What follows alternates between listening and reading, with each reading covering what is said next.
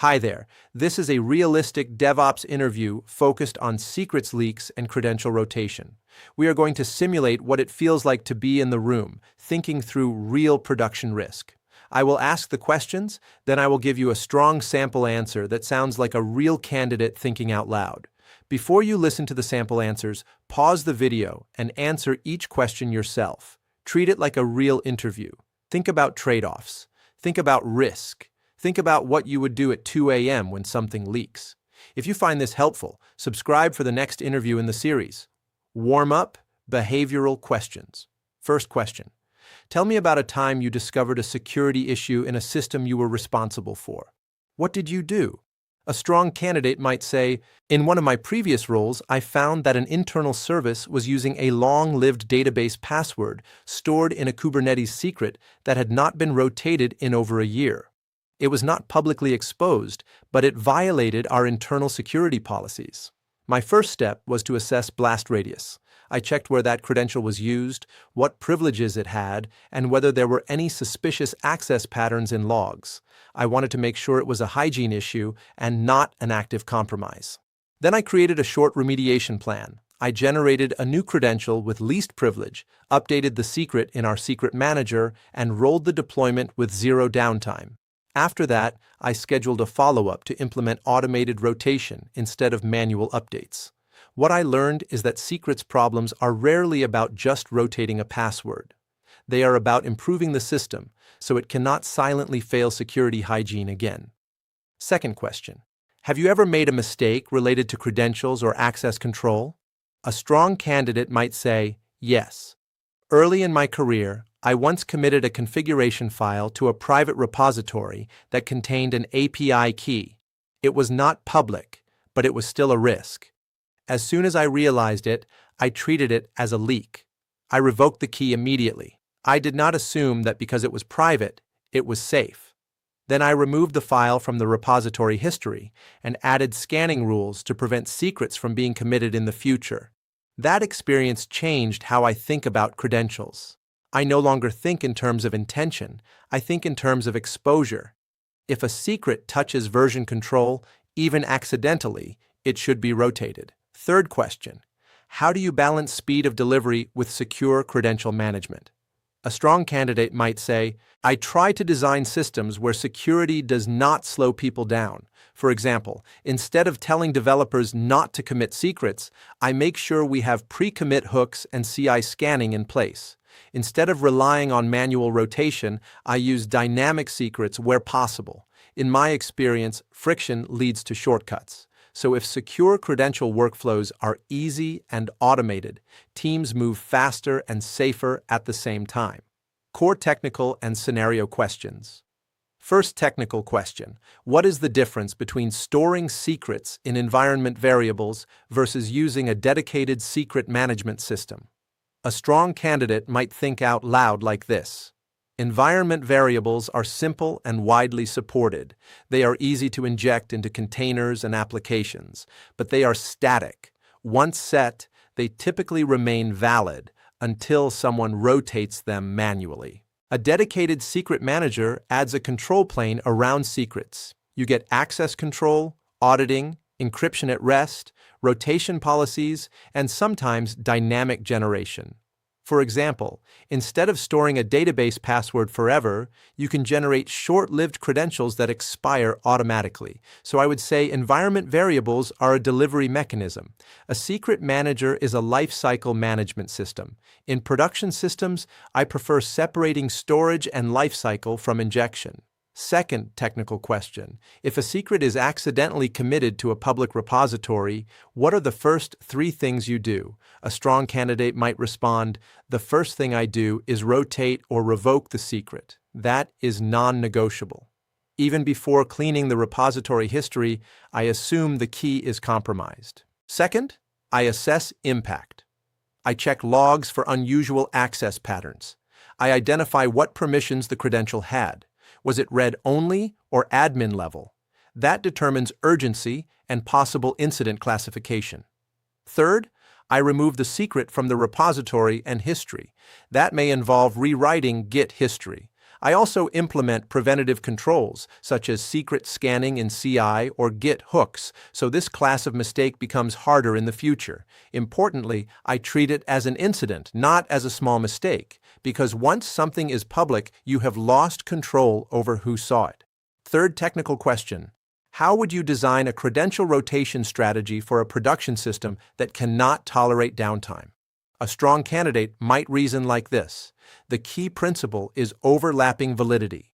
You cannot rotate a credential in place if the application depends on it continuously. So I would generate a new credential first and ensure the backend system supports multiple active credentials at the same time. For example, a database user can have its password changed, but sometimes it is cleaner to create a new user with identical permissions. Then I would update the application configuration to use the new credential, deploy it, and verify that traffic is stable. Only after confirming successful usage would I revoke the old credential.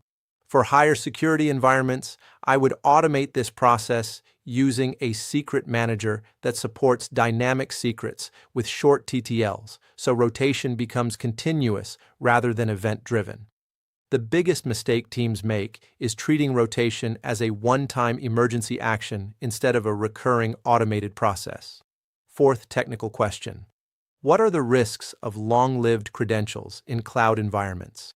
A strong candidate might explain, long-lived credentials increase blast radius and dwell time. If a key is leaked and remains valid for months, an attacker can move laterally and establish persistence.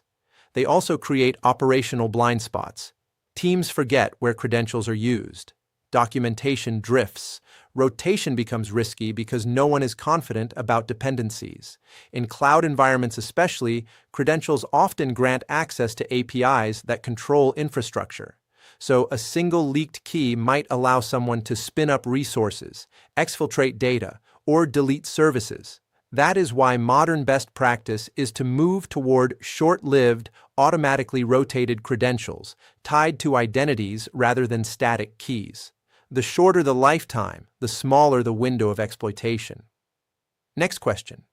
You discover that a third-party vendor you integrate with has leaked an API key that your system uses. They have not confirmed whether your specific key was exposed. What do? A strong candidate might think through it like this. First, I assume exposure until proven otherwise. Waiting for confirmation is risky because by the time they confirm, the key may already be abused. I would immediately rotate the key on our side if possible. If it is a key issued by the vendor, I would request revocation and regeneration.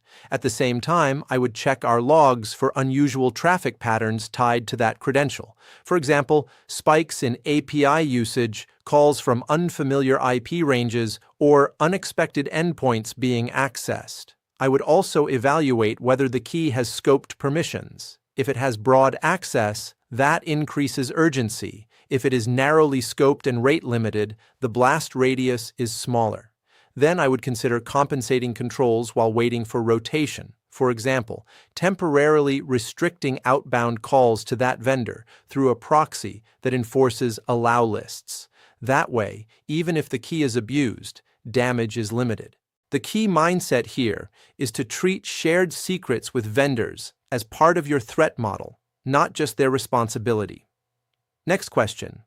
Imagine you find a hard-coded AWS access key in a container image that has already been deployed to production across multiple clusters.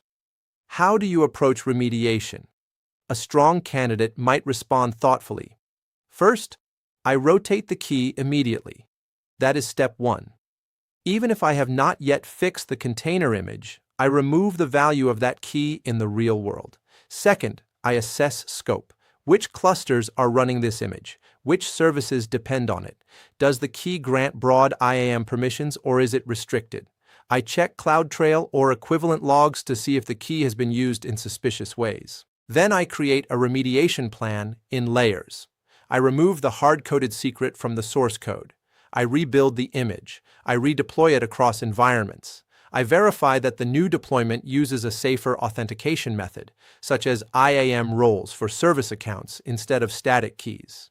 There is also a supply chain angle. I would check whether the image was pushed to a public registry or shared externally. If so, I treat it as a wider incident. The biggest lesson in scenarios like this is that the real fix is architectural. If your system still depends on static access keys inside containers, the same class of mistake can happen again. So I would aim to eliminate static credentials entirely in favor of identity-based access. Next question. How would you design a system to prevent secrets from being committed to source control in the first place? A strong candidate might explain their reasoning step by step. Prevention needs to happen at multiple layers. Relying on developer discipline alone is not enough. At the developer workstation level, I would use pre-commit hooks that scan for high-entropy strings or known secret patterns. This catches many mistakes before they leave the laptop. In the CI pipeline, I would enforce secret scanning as a mandatory step. If a potential secret is detected, the build fails. This ensures that even if someone bypasses local checks, the pipeline stops it. I would also use repository scanning tools that continuously monitor history and pull requests. That helps catch secrets in older commits or external contributions. Finally, I would educate teams about safe patterns, such as using environment variables sourced from a secret manager, not hard coding values. The technical controls are critical, but cultural reinforcement matters as well. The trade-off here is false positives. Secret scanners can block legitimate strings. So I would tune detection rules carefully and provide an override process with review, rather than forcing teams to disable scanning entirely. Next question. Suppose you want to move from static secrets to dynamic secrets in production. What challenges do you anticipate? A strong candidate might reason like this. Dynamic secrets are more secure because they are short-lived and generated on demand, but they introduce operational complexity. First, applications must be able to refresh credentials without restarting. If a database password expires every hour, the app must fetch a new one and handle connection pools gracefully. Otherwise, you create outages. Second, you need high availability in your secret management system. If your dynamic secret provider goes down, new credentials cannot be issued. That can block scaling events or service restarts. Third, you must consider observability. Short-lived credentials mean more authentication events. Logging and monitoring must be tuned so that normal rotation does not look like suspicious behavior. So when moving to dynamic secrets, I would start with lower-risk services, validate refresh mechanisms, and ensure the secret backend is highly available. The goal is to increase security without decreasing reliability. Last question in this section. How do you audit and monitor for potential credential misuse in a cloud environment? A strong candidate might answer, I start by enabling detailed audit logs at the cloud provider level. For example, API call logs that record which identity performed what action, from which IP, and at what time. Then I define baselines. For example, if a service account typically calls specific APIs during business hours from certain IP ranges, deviations from that pattern can be flagged. I also set up alerts for sensitive actions. For example, creating new IAM users, attaching admin policies, or disabling logging. Those are high-signal events, but I avoid alert fatigue. Not every login event needs an alert. Instead, I focus on combinations of signals, like an access key being used from a new region combined with an unusual API call. Finally, I periodically review unused credentials and disable them. Stale keys are silent risks. If something has not been used in 90 days, it should be investigated or removed. Monitoring is not just about detection. It is also about reducing attack surface proactively. Pause here and think about how you would handle these scenarios in your own environment. In the final section, we will move into high-pressure decision-making situations where secrets leaks create real-time business risk. Pressure and judgment questions. Let's move into more ambiguous territory. You are on call, and a security scanner flags that a production database password may have been exposed in a public GitHub repository. It is not confirmed yet. Marketing is about to launch a major campaign in 2 hours. Rotating the password risks breaking live traffic. What do you do? A strong candidate might think through it like this. First, I acknowledge that uncertainty does not reduce risk. If there is credible evidence of exposure, I treat it as potentially compromised. But I do not rotate blindly. I quickly assess blast radius. Is this password used by only one service or many? Is there connection pooling that would break immediately? Do we have tested rotation procedures for this database? If rotation is low risk and well rehearsed, I proceed immediately. If rotation is risky and untested, I would implement temporary containment measures first. For example, restrict database access to known application IP ranges, enforce stricter network controls, or temporarily disable non-critical access paths. At the same time, I coordinate with engineering and security leadership. This is not a solo decision. We align on risk tolerance. The key question becomes, is the risk of potential compromise greater than the risk of an outage during a campaign? In most cases, exposed database credentials are too high risk to delay. I would lean toward rotating before the campaign, but with rollback plans ready and communication prepared. Calm execution matters more than speed. Next scenario. You discover that a former employee's IAM credentials were never disabled and are still active. There is no evidence of misuse yet. The employee left 6 months ago. What is your immediate priority? A strong candidate might respond, first priority is containment. Disable or revoke the credentials immediately. Even if unused, active credentials for former employees represent a control failure. Second, I would audit activity logs for that identity over the past 6 months. I am not just checking for obvious malicious actions, but also subtle patterns like listing resources or generating access keys. Third, I would treat this as a process issue. Why did offboarding fail? Was there no automated deprovisioning tied to HR systems? Was there no quarterly access review? The maturity here is recognizing that the real risk is systemic. One missed account implies there could be others, so I would initiate a broader review of identity lifecycle management, not just fix the single account. Next scenario. Your team wants to rotate all production secrets every 24 hours to improve security posture. Engineers are pushing back because frequent rotation has caused outages in the past. As a DevOps lead, how do you decide? A strong candidate might say, security improvements that degrade reliability can backfire. If engineers start bypassing controls to avoid outages, overall security decreases. So I would analyze which secrets truly require aggressive rotation. For example, long-lived database credentials are high risk and may justify automation investment. But rotating certain low-privilege service tokens daily may not meaningfully reduce risk. I would also invest in improving rotation mechanisms before increasing frequency. That means implementing automatic refresh, health checks after rotation, and gradual rollout of new credentials. The goal is to move from reactive rotation to resilient rotation. Security and reliability are not opposites, but forcing frequency without engineering readiness creates instability. In decision-making under uncertainty, I focus on proportional response. Not every risk deserves the maximum possible control. Controls should align with impact and likelihood. Final pressure question.